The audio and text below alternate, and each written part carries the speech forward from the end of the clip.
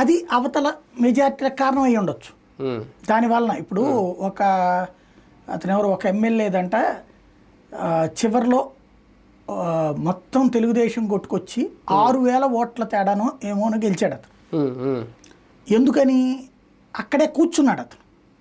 అప్పటికి రచ్చ చేయడానికి ప్రయత్నించారు అవతల అధికారులు కూడా. అప్పటికే ఎవరైతే కొత్త వాళ్ళు గెలుస్తున్నారని కానీ కాంప్రమైజింగ్ వైపుకి వచ్చేసారు ఇతను దెబ్బ కొట్టడానికి. కానీ ఇతను మొండిగా కూర్చున్నాడు. వివిప్యాట్ల కౌంటింగ్ అయ్యేదాకా కూడా కూర్చున్నాడు, అనౌన్స్మెంట్ అయ్యేదాకా కూడా కూర్చున్నాడు. అందువల్ల వైఎస్ఆర్ కాంగ్రెస్ పార్టీకి సంబంధించిన ఈ జగన్ను పెద్దిరెడ్డి పక్కన పెడితే మిగతా 9 మంది అట్లాగా తెచ్చుకోగలిగారు, సాధించుకున్నారు. వీళ్ళు మిగతా వాళ్ళు ఎందుకు కూర్చోలేదు? అభ్యర్థులు వెళ్ళిపోయారు, ఏజెంట్లు వెళ్ళిపోయారు. దాని వలన ఇప్పుడు తర్వాత వీళ్ళకి వచ్చిన అనుమానం ఏంటంటే ఇంత తేడా వచ్చింది.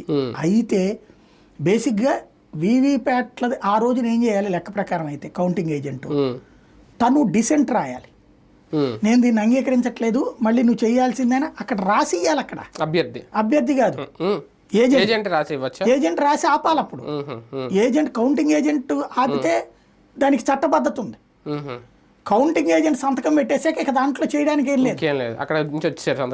దానికి న్యాయస్థానం ఇప్పుడు ఇచ్చిన ఒక వెసులుబాటు ఏంటంటే వాళ్ళు చెప్పింది ఇంత ఛార్జ్ తీసుకుని, అంటే మళ్ళీ బోల్డ్ అంత